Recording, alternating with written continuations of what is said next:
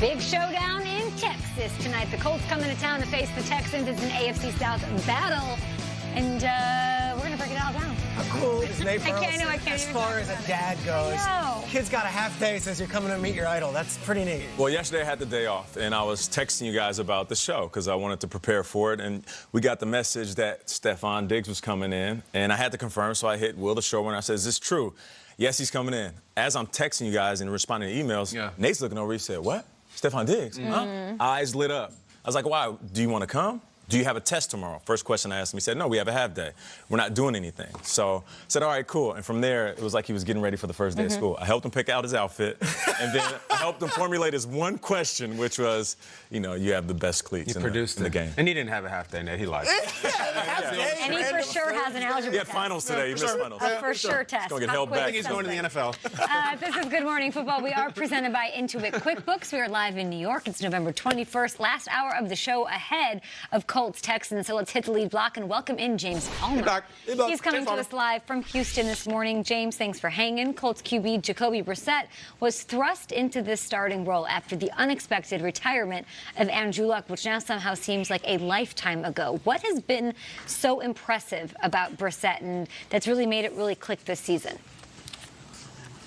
Yeah, it's remarkable, okay, with every player I talk to, and I've been with them several weeks this season, that they say this is his team. He is the unquestioned leader of this entire team. He went down with that injury, and guys in the locker room after that Jaguars game said no slight to Brian Hoyer. But we see how different our team is when Jacoby Brissett is on the field. Now, Frank Reich took it a step further and said that no player he's ever been around holds his teammates to a higher standard than Jacoby Brissett. He said Andrew Luck was brilliant at it, but Jacoby is even on another level. There was a rookie recently, wasn't late for practice, but kind of cut it a little close.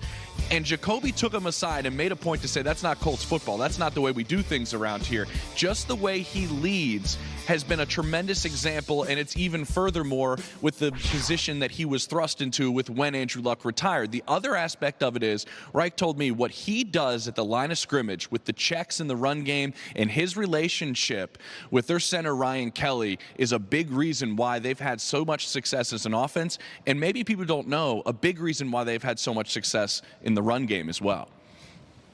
Yeah, I can imagine Jacoby going up to that rookie saying, hey, you get here early. You don't cut it close like a James Palmer haircut. Hey. All right, so, James, earlier in the show, we discussed Watson looking tight, high and tight. He's looking for redemption from that loss to the Colts in that wild-card game last year. And then recently he suffered a brutal loss up against the Ravens last week. So what is Deshaun Watson's mindset going into tonight's game? Yeah, Nate, I heard you touch on a little bit earlier, and this is what I gathered this week. Remember, that loss to the Ravens, he has never lost a regular season game by more than one score. It's remarkable. Well, then, how does he bounce back on a short week with this? Well, their offensive coordinator, Tim Kelly, told me this week, what makes Deshaun such a great player is his ability just to flip the script. Whether it's a good play or bad play, he's on to the next one. Whether it's a good game or a bad game, he's on to the next one. So I talked to Deshaun about it, and he said that mentality actually goes all the way back to high school. He said, my high school coach, Michael Perry, taught me snap and clear. Always just move on to the next play, never dwell on anything. And that consistency, no matter how last week went or how the last game went, is one of the things they love about Deshaun Watson, that he's always the same guy. And Bill O'Brien was talking to him this week.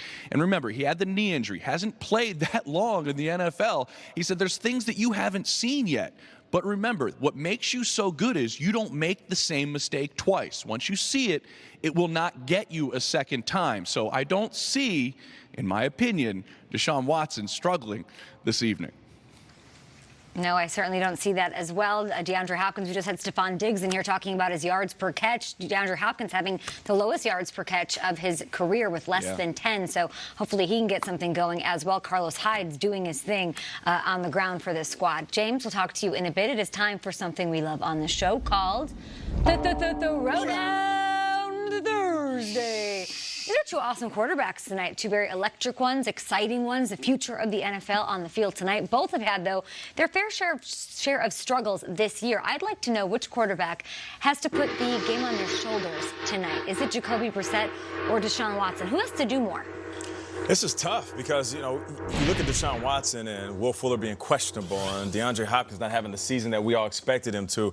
You feel like he's going to have to carry the load. But with the injuries and the questions surrounding some of their superstar players on that Colts team, it has to be Jacoby Brissett. And it's not even the pressure of the other individuals. We forget that Jacoby was just out because he had his ankle rolled on by one of the heaviest dudes on his team. So for me, I will say Jacoby. And he's going to have to do more than just drop back and throw the ball. He's going to have to step outside that pocket and make some plays with his leg. He might have to somewhat mimic Deshaun Watson and show the versatility in the air and on the ground. I think the answer is Jacoby because of two things, Big Q Nasty and the Maniac. The Maniac being Darius Leonard, the linebacker for the Colts. I think he is going to be playing a chess match and a UFC fight with Deshaun Watson all night.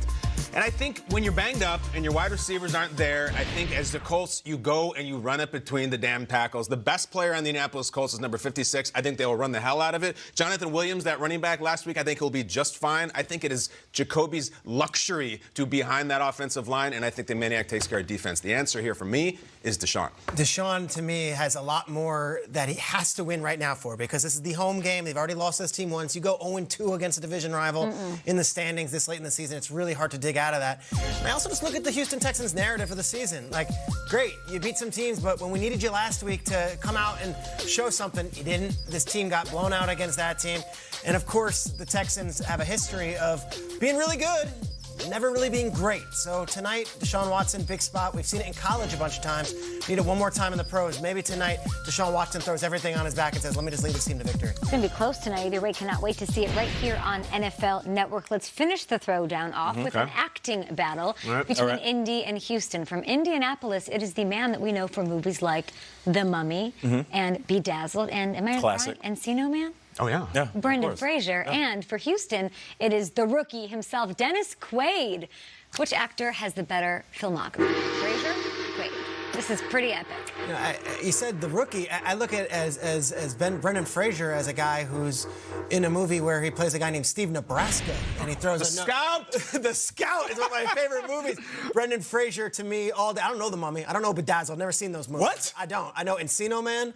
I know The Scout, and I go way deep with Brendan Fraser, going back even before the '90s. So I'm going to say Brendan Fraser because if you're in School Ties and you play that role, you've got me. Brendan Fraser. Dennis Quaid. I don't care what he's got going on in his personal life or his professional life. I'm going with Brendan Fraser as my dude. Shots fired. Filmography. Great cameo by Brett Saberhagen in The Scout. I don't mess with the Mummy franchise. I just know, to me, it's Fast and Furious with torches. It's just not my thing.